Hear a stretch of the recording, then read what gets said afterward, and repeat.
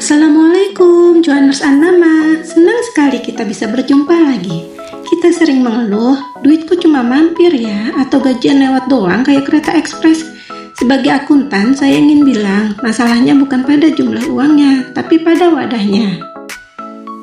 Uang itu seperti air, kalau tidak dibuatkan parit atau pos, dia akan membanjiri tempat yang tidak perlu dan akhirnya hilang terserap tanah.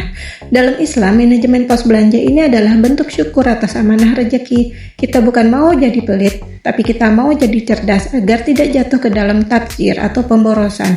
Sudah siap rapikan parit rezeki kita? Mari kita mulai. Johannes, pos pertama ini adalah pos prioritas utama, bukan sisa tapi yang pertama kali dikeluarkan.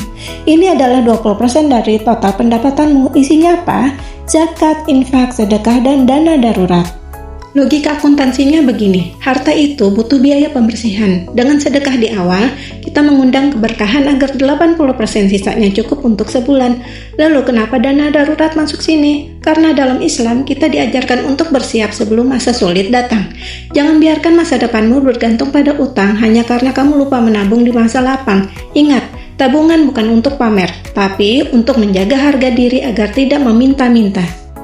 Belanjalah pakai daftar, bukan pakai perasaan. Kalau kita ke supermarket tanpa catatan, itu sama saja kita menyerahkan dompet ke tim marketing mereka. Bedakan antara lapar perut dan lapar mata. Makan enak itu boleh, tapi kalau makan enak tiap hari sampai jatah listrik terpakai, itu namanya gaya hidup yang menjajah biaya hidup. Fokus pada fungsi, bukan gengsi. Ingat, rezeki Allah itu cukup untuk hidup, tapi nggak pernah cukup untuk gaya hidup yang tanpa batas. Sekarang kita bahas area sensitif, utang. Dalam neraca akuntansi, ini adalah liabilitas. Di mata Allah, ini adalah amanah yang harus lunas. Batas maksimalnya adalah 30% dari penghasilan. Kenapa? Karena kalau cicilanmu sudah 50%, kamu sudah mencuri jatah makanmu sendiri. Jika saat ini kamu merasa sesak, mari kita evaluasi apakah ada barang yang bisa dijual untuk menutup utang, apa ada pengeluaran gaya hidup yang bisa dipangkas total. Berhenti berhutang untuk yang tidak menambah aset. Kita mau belanja untuk keberkahan, bukan belanja untuk menambah beban di pundak saat kita tidur malam nanti.